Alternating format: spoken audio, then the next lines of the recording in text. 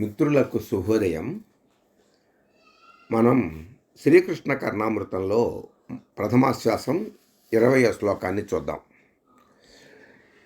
ఈ శ్లోకం దగ్గర నుంచి లీలాసుకుడు ముగ్ధ మనోహర సౌందర్యంతో శృంగార నాయకుడిగా కనిపిస్తూ ఉన్నటువంటి శ్రీకృష్ణుని యొక్క వివిధ క్రీడా విలాసాలను వర్ణిస్తూ తాను దర్శిస్తూ మనకి దర్శింపచేస్తున్నాడు.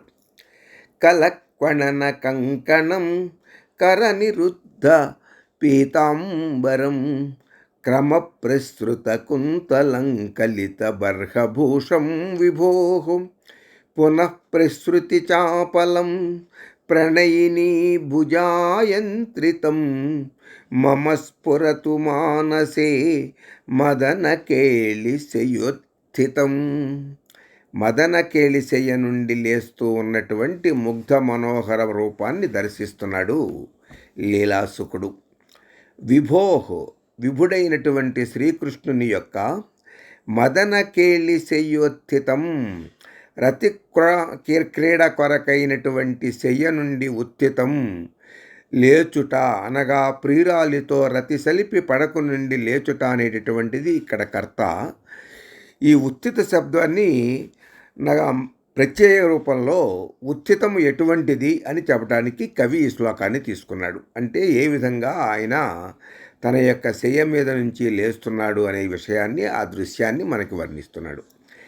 కళక్వణిత కంకణం, కళ అవ్యక్త మధురమైన, క్వణిత ధ్వని కలిగినటువంటి, కంకణం కడియములు కలిగినవి, చేతికి ఉన్నటువంటి సువర్ణ ఆభరణాలు శబ్దం చేస్తూ ఉండగా, కర నిరుద్ధ పీతాంబరం, కర హస్తము చేత, నిరుద్ధ జారిపోకుండా పట్టుకొనబడినటువంటి పీతాంబరం, పచ్చని వలువ కలిగినటువంటి వాడు, పీతాంబరధరుడు కాబట్టి పీతాంబరం అనే పదాన్ని వాడుతున్నాడు లీలాసుకుడు. జారిపోకుండా పట్టుకున్నటువంటి పీతాంబరము కలవాడును. క్రమప్రసృత కుంతలం, క్రమంగా అంటే సరిగ్గా ప్రసృత సాగింపబడిన దువ్వబడినటువంటి కుంతలం వెంట్రుకలు కలది. కలిత బర్హభూషణం, కలిత అమర్పబడినటువంటి లేక చక్కగా తలలో అమర్చబడిన, బర్హ నెమలిపురి అనేది భూషణము కలిగినటువంటి వాడును అయినా శ్రీకృష్ణుడు ప్రణయిని భుజాయంత్రితం, ప్రణయిని ప్రియురాలి యొక్క భుజముల చేత యంత్రితం సత్ అడ్డగింపబడినది అగుచు, అనగా శయ్య మీద నుంచి లేవబోతూ ఉన్నటువంటి శ్రీకృష్ణుణ్ణి ప్రియురాలు తన యొక్క బిగి కౌగిలి చేత ఆయన భుజాలు పట్టుకొని నియంత్రించడానికి, అడ్డగించడానికి ప్రయత్నిస్తూ ఉంటే, ప్రియురాలి బిగి కౌగిలి నుంచి లేవటానికి సాగనీయక నిలుపు చేయటానికి ప్రయత్నిస్తూ ఉంటే, పునః మరలా ప్రసృతి నిక్కుటయందు చాపలం ఆసక్తి గలది, మరల లేవటానికి ప్రయత్నిస్తూ ఉన్నటువంటి ఉత్థితం. ఇది ఇక్కడ కర్త.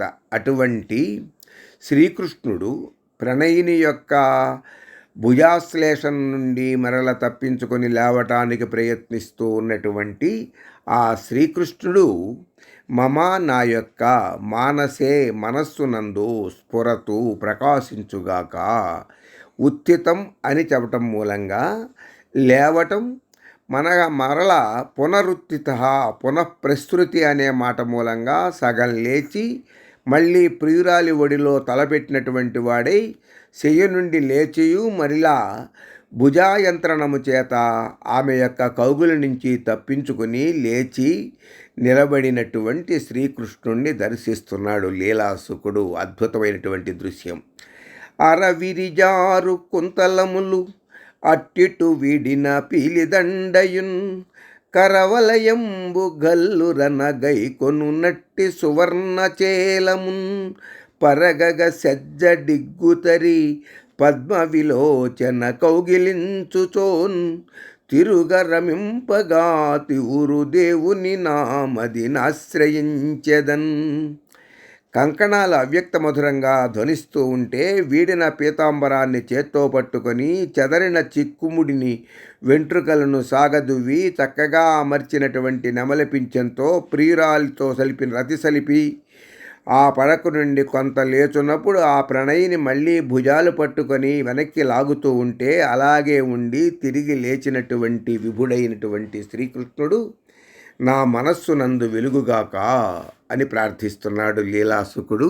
స్వస్తి.